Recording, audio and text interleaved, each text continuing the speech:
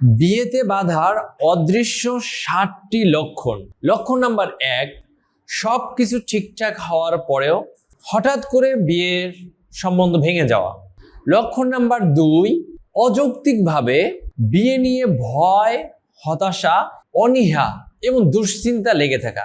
লক্ষণ নাম্বার 3, পাত্রপক্ষ এবং পাত্রীপক্ষ অভিভাবকদের ভিতরে সবকিছু ঠিকঠাক হওয়ার পরেও হঠাৎ কোনো বিষয় নিয়ে মনোমালিন্য কিংবা ঝগড়া লেগে বিবাহটা ভেঙে যাওয়া।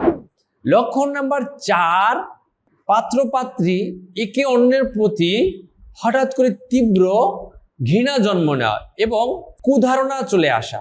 লক্ষণ নাম্বার 5, ইস্তেখারা এবং অনেক আমল করার পরেও বিবাহে বাধা অব্যাহত থাকা।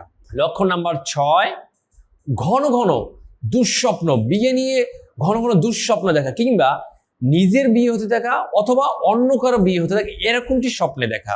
লক্ষণ নাম্বার 7, বিভিন্ন ধরনের চিকিৎসা এবং আমল করার পরও বিবাহে বাধা কিছুতেই না কাটে। এই সমস্যাটাও আসলে বিবাহে বাধার অদৃশ্য সমস্যা থাকার একটি লক্ষণ। তো আপনি যদি এই সমস্যায় ফেস করে থাকেন সেক্ষেত্রে আপনার জন্য করণীয় হলো একজন অভিজ্ঞ দক্ষ রাকির মাধ্যমে সরাসরি ডায়াগনোসিস রুকিয়ার মাধ্যমে আপনার সমস্যাটি নির্ণয় করা, এরপরে ওই রাকির পরামর্শ অনুযায়ী বাসায় সেলফ রুকিয়া করা এবং আবার প্রয়োজনে সরাসরি গিয়ে সরাসরি চিকিৎসা গ্রহণ করা। এভাবে কন্টিনিউ করলে ইনশাল্লাহ একসময় এই বাধাগুলো ধীরে ধীরে কেটে যাবে।